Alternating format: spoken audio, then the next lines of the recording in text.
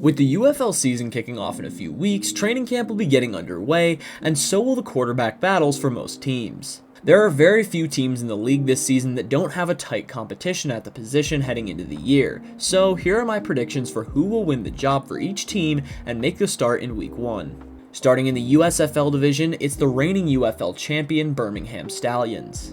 The Stallions have one of the closest quarterback races in the league between Matt Corral, a former standout at Ole Miss and NFL player for the Panthers, Patriots, and Vikings, and Alex McGough, a product of FIU, former USFL MVP, and NFL player for the Seahawks, Packers, Texans, and Jaguars. I personally believe McGough will be the one to win the job. Matt Corral was the Week 1 starter last season, but was underwhelming in that time. He lost the job to Adrian Martinez, and I don't see him faring much better against another former MVP. McGough has been competing against NFL talent for the last 2 years with the Packers, and if he's able to regain some of his form from 2022, I think he should have no issue winning the job. Next is the Michigan Panthers, who have another tight race at quarterback with 3 candidates for the job.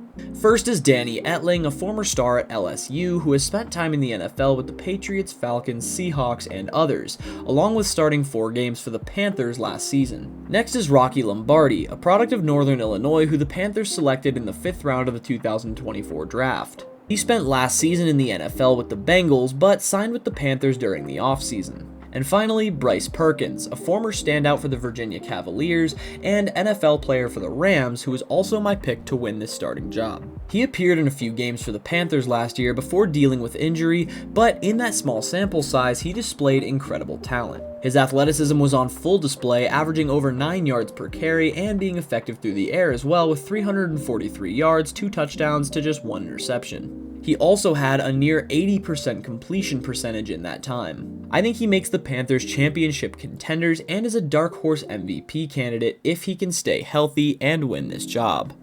Next is the Houston Roughnecks, who have another 3-man quarterback battle on their hands. First is Jalen McClendon, a Baylor product who shined in the XFL for the Vegas Vipers. Then there's Nolan Henderson, a product of Delaware who started 2 games towards the end of the year for the Roughnecks in 2024. And finally, there's Anthony Brown, who is my pick to win the starting job. Brown is a product of Oregon who spent the last 3 seasons in the NFL with the Ravens, Raiders, and Bills. The Roughnecks are likely to be the worst team in the league this year, so they will be looking for a guy who can elevate their offense as much as possible, and I think Brown brings the most potential to do that, as despite his lack of experience in the league, he showed flashes of high-level play in college and has the ability to tap back into that in 2025. Next, we have our quarterback battle for the Memphis Showboats. First is E.J. Perry, who they claimed off waivers from the Michigan Panthers. The product of Brown University has shown flashes of star potential with Michigan in the last 2 years, but injuries have limited him from playing a full season. Their other quarterback is Utah product Troy Williams, who started 3 games for them last year after a great season as the starter for the Pittsburgh Maulers in 2023. All 3 are great options, and I think we could see all of them at some point this year, but I think Perry will win the job in Week 1. He's an excellent dual-threat quarterback and has shown that when healthy, he can lead an offense to be among the best in the league. I think he's exactly the type of quarterback Memphis needs this year, and if he can stay healthy, I could easily see him as one of the premier players at the position at season's end. Next, we move to the XFL division, where we have our first team without much of a competition on their hands in the St. Louis Battlehawks. They made one of the biggest free agency splashes of the offseason, signing former TCU star quarterback Max Duggan. Duggan has spent the last 2 seasons in the NFL with the Chargers, but wasn't able to see the field. Despite that, I think he will easily win the job in St. Louis if he's able to regain similar form to his college days. He has a great offense at his disposal with plenty of weapons and is poised for a breakout season in his first year in the league. Next is the San Antonio Brahmas, who are another team without much competition at the position. They also made a splash in free agency, signing former Texas A&M star quarterback Kellen Mond. Mond has been around the NFL the past few seasons, playing for the Vikings, Browns, Colts, and Saints in that time. He should be able to thrive in the UFL and in an offense the caliber of San Antonio's, with his dual threat ability serving as a major weapon in the league's style of offense. The DC Defenders have a 2-man quarterback battle in 2025 with Ole Miss product Jordan Teamu the front runner for the spot. He started for them the last 2 seasons, but a down year in 2024 means it's no sure thing he will win the starting job this season. His competition is Spencer Sanders, who was a star at Oklahoma State in college but made an odd choice to transfer to Ole Miss for his final year, who already had an established starter on the team in Jackson Dart.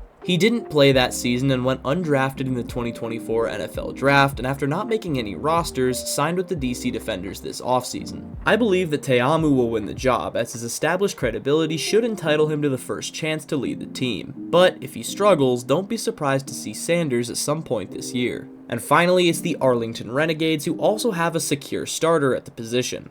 Luis Perez has been their starter the last 2 years, and that isn't set to change anytime soon. Despite a bit of a down year in 2024, he is still the man who brought them an XFL championship in 2023 and has been an established starter in spring leagues dating all the way back to the AAF in 2018. The Renegades were in a slump as a team last season, and with them not adding much in the offseason, a lot of weight will be on his shoulders to elevate this team back to the playoffs. But which quarterback are you most excited to see play this season? Are there any of these starters you would project differently? Let me know down in the comments, and I will see you all next time. Take care.